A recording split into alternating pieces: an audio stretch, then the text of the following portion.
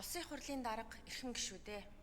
Монгол Улсын засгийн газраас 2026 оны 6 дугаар сарын 4-ний өдөр өргөн мэдүүлсэн бизнесийн эрх чөлөөний тухай хуулийн төсөл болон хамт өргөн мэдүүлсэн хуулийн төслүүдийн хэлцэх хэсэг асуудлыг 2026 оны 6 дугаар сарын 11-ний өдрийн Улсын хурлын чуулганы нэгдсэн уралдаанаар хэлэлцээд анхны хэлэлцүүлэгт бэлтгүүлэхээр эдийн засгийн байнгын хороонд шилжүүлсэн.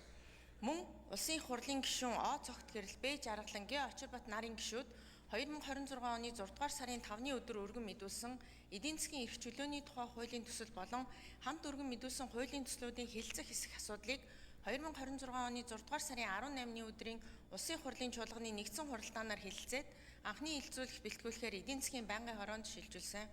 Эдийн засгийн байнгын хороо 2026 оны 6 дугаар сарын 24-ний өдрийн хуралдаанаараа дээр хуулийн төслүүдийн анхны хэлэлцүүлгийг Монгол Улсын их хурлын чуулганы хуралдааны дэгийн тухай хуулийн 39-р зүйл заасны дагуу явуулж дараах санал дүгнэлтийг танилцуулж байна.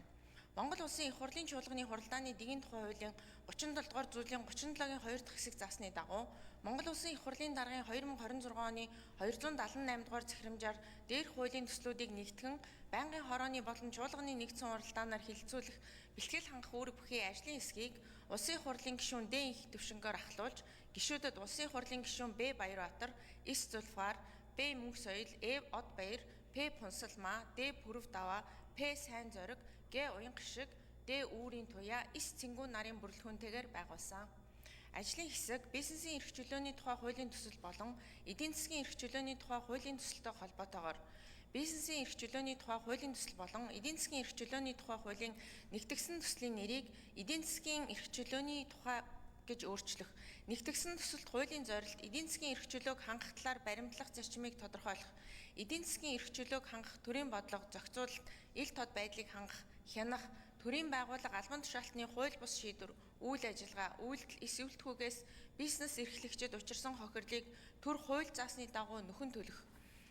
Хууль зөрчсөн төрийн байгууллага албан тушаалтан хүн хуулийн этгээдэд холбогдох хууль тогтоомжийн дагуу хариуцлага хүлээлгэх зэрэг 28 зарчмын зөрүүтэй санал бэлтгэсэн. Мөн бизнесийн эрх чөлөөний тухай хуулийн төсөлтэй хамт өргөн мэдүүлсэн хуулийн төслүүдтэй холбоотойгоор зарчмын зөрүүтэй саналыг бэлтгэсэн байна. Нэгтгэсэн хуулийн төсөлтэй холбогдуулан Улсын их хурлын гишүүн Эрс Сэд Доржийн гаргасан болон ажлын хэсгээс бэлтгэсэн зарчмын зөрүүтэй саналын томьёолуудыг нэг бүрчлэн хэлэлцэж, санал хураалт явуулж, олонхын дэмжлэг авсан аваагүйгээр нь бүлэглэн бэлтгэлээ. Монгол Улсын их хурлын чуулганы хуралдааны дэгийн тухай хуулийн 39-р зүйлийн 39-ийн 26 дахь хэсэгт нэг асуудлаар 2 ба түүнээс дээш хуулийн төсөл өргөн мэдүүлсэн бөгөөд хууль санаачлагчид нь нэгтгэн хэлцгийг зөвшөөрсөн бол байнгын хороо тэдгээрийг анхны хэлэлцүүлгийн шатанд нэгтгэн нэг төсөл болгож байнгын хорооны санал дүгнэлтийн хамтаар нэгдсэн хуралдаанаар хэлэлцүүлнэ гэж заасныг үндэслэн нэгтгэсэн нэг төсөл олонхын дэмжлэг авсан аваагүйгээр нь бүлэглэн бэлтгэсэн зарчмын зөрүүтэй саналын томьёол болон анхны хэлэлцүүлэг явуулсан талаарх эдийн засгийн байнгын хорооны санал дүгнэлтийг та бүхэнд хүргүүлсэн болно.